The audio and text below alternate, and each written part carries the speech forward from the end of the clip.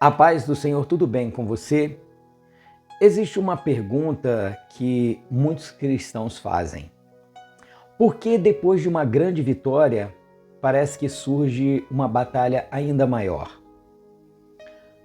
Venha comigo até o fim, você vai entender sobre esse assunto nessa reflexão. Talvez você tenha vivido um momento especial com Deus, recebeu uma bênção, alcançou uma conquista, venceu uma luta e logo em seguida enfrentou aquela batalha espiritual, às vezes um desânimo, um medo, uma tristeza, fortes ataques espirituais. Se isso já aconteceu com você, saiba que não é algo novo. A palavra de Deus mostra que até os maiores servos de Deus passaram por isso. O exemplo mais marcante é o do profeta Elias. Em 1 Reis 18, Elias viveu um dos maiores momentos da sua vida ministerial. Lá no Monte Carmelo, Deus respondeu com fogo do céu diante de todo o povo que ali estava. Os profetas de Baal foram derrotados e a nação reconheceu que o Senhor é Deus. Era um dia de triunfo, um dia de glória, um dia de manifestação sobrenatural. Mas no capítulo seguinte acontece algo surpreendente. Jezabel envia uma mensagem contra Elias e ela diz: assim me façam os deuses e outro tanto, se de certo amanhã, a estas horas, não fizer a tua vida como fizeste a cada um deles. Falando dos profetas de Baal. Isso está lá em 1 Reis 19, versículo 2. O homem que enfrentou centenas de falsos profetas, agora foge por causa de uma mensagem. Isso nos ensina que o inimigo ele não fica satisfeito quando o nome do Senhor é glorificado na nossa vida. Quando uma vitória fortalece a nossa fé. Satanás tenta agir para transformar a celebração em desânimo. Um detalhe importante aqui é que Elias não estava apenas enfrentando uma ameaça. Ele estava cansado também. Havia passado por intensa pressão espiritual, emocional e física. Muitas vezes, o problema não é a falta de fé, mas é o excesso de desgaste, de cansaço. Há pessoas que conseguem enfrentar uma guerra, mas ficam vulneráveis depois dela. Após uma campanha, um congresso, ou uma vigília, ou uma grande conquista na vida, uma resposta de oração, o corpo e a mente podem ficar exaustos. E é exatamente nesse momento que surgem pensamentos negativos, medos, dúvidas, o ataque espiritual sobre a vida. Por isso precisamos entender que nem todo abatimento é sinal de derrota espiritual. Às vezes é um sinal de que precisamos descansar na presença de Deus.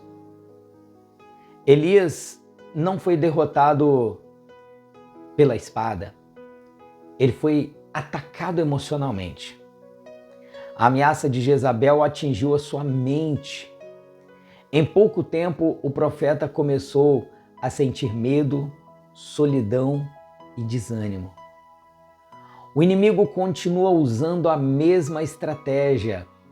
Quando ele não consegue destruir a sua fé, ele tenta enfraquecer a sua coragem. Quando ele não consegue parar a sua caminhada, ele tenta convencer você de que não vale a pena continuar.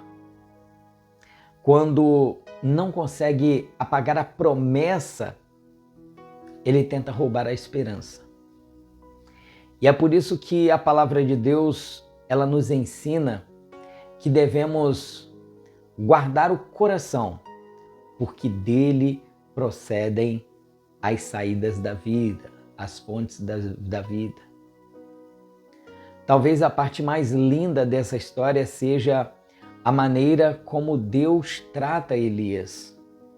O Senhor não o repreende por esse acontecimento, não o repreende imediatamente. Primeiro, Deus cuida dele. Deus envia alimento, envia água, Deus permite que ele descanse, Deus fortalece as suas forças. Isso mostra que o Senhor, ele conhece os nossos limites. Quando nós estamos quebrados emocionalmente, o Senhor não nos abandona. Ele continua sendo o Pai. Ele continua cuidando. Ele continua sustentando.